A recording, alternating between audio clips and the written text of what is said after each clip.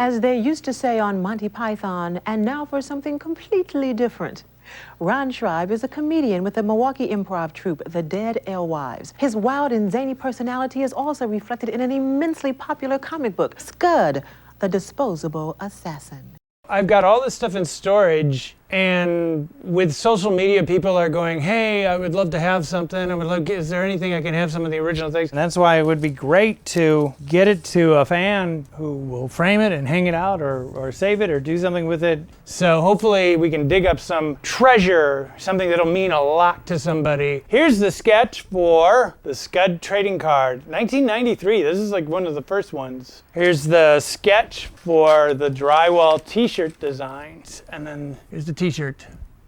Here's a sketch for the Drywall and Oswald Show logo. I was going through a period in my life where I was like really into marquees, you know, lots of lights, show, wow, that kind of Las Vegas. Is it mid-century modern? I don't know. Usually you would do all this stuff in Photoshop, but I didn't know how to do any of that. Here's the cover to the Drywall and Oswald Show, before and an after, boom, side by side.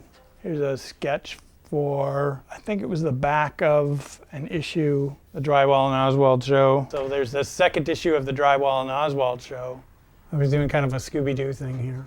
This is Drywall Unzipped. This is the only other colored book. This was also done by Jack Gray, who did a beautiful job.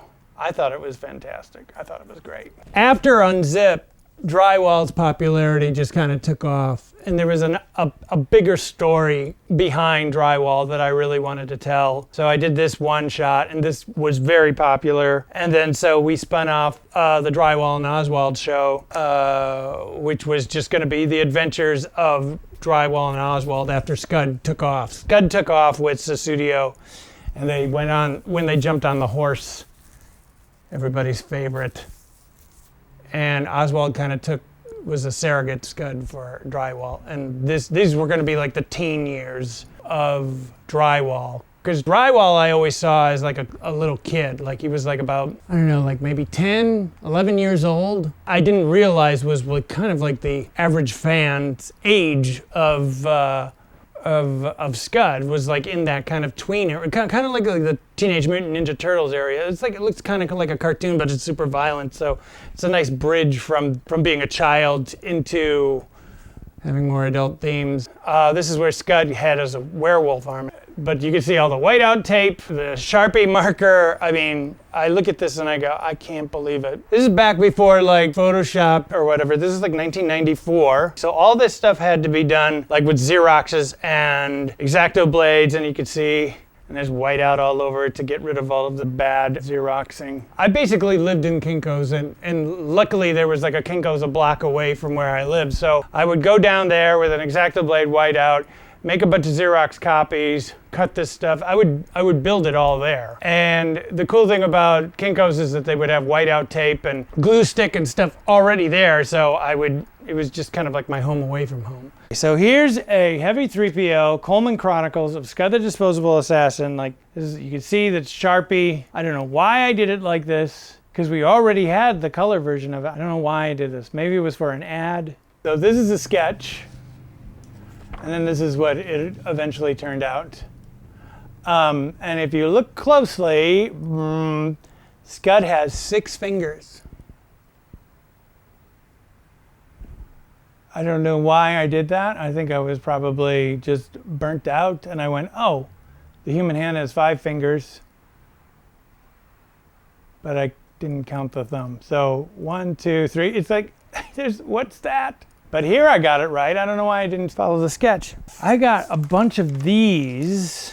When you would get like what they call like a blue line of the book, where they would send you the book, but it was all blue and it was kind of small, and you would look through it and say, do you approve like where the cut lines are? Do you approve with how this looks? And if it was color, they would send you these. Are you cool with these colors? This is how it's going to look when we print it. It's like on this, it's pretty interesting. It's kind of cool. I think this is the whole Scud color comp.